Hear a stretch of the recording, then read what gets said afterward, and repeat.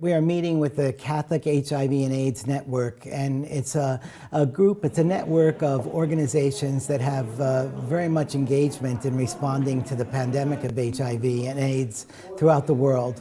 A number of the representatives in this group are either sponsoring HIV and AIDS programs, education, services, care and support for people living with AIDS and those who have been affected by AIDS in general in many countries throughout the world.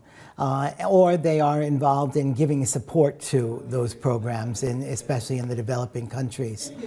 The Catholic Church, according to statistics that have been presented by the Vatican's Pontifical Council on Healthcare, is responsible for about 25% of all AIDS care in the world. And it's important for Catholic organizations doing this work to come together to share their experiences and also to learn from each other and also share their challenges so that they could support each other on this. And the purpose of this network is really to give support to Catholic organizations. Well, I think the biggest challenge we're all facing as the time goes on is that the developed world has been tremendous in giving help and support, especially for care and treatment for AIDS patients.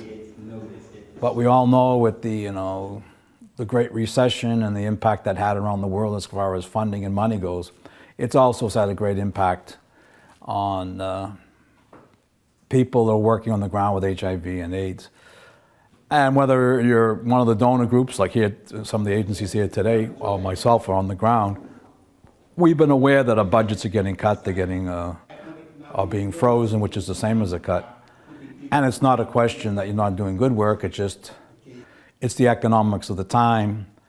And I guess our concern long term is as the money slowly begins to dry up, what's going to happen to the patients? The overall feeling is that HIV/AIDS is not an alarming issue anymore. Therefore, there's no need to continue to support, which in fact is a problem. And this affects our work in many ways. We find ourselves in situations whereby we have to leave things pending, unfinished job kind of. So there's always need to continue to support and so that support the work that we are doing, so that we can be sure that the work we are going to do can have a long-term effect. If we stop now, we are going to go back and have to put more money in the next years to come. Since 2007, Caritas Internationalis has been working on a campaign on pediatric AIDS and pediatric tuberculosis. So during each CHAN, Catholic HIV and AIDS Network meeting, we look at the issue of pediatric AIDS. We see what are the challenges and what are the updates. The campaign of Caritas was launched in 2009, which is the year that celebrates the 20th anniversary of the Convention on the Rights of the Child. And the title of the campaign is Heart for Children. And we played with the word heart. Heart is the name of the medication that are given to the children living with HIV and to the people who are living with HIV. The campaign was meant to advocate for promoting access to medicine for children living with HIV, for children living with HIV and tuberculosis, and for the scale-up of program for the prevention of mother-to-child transmission of HIV.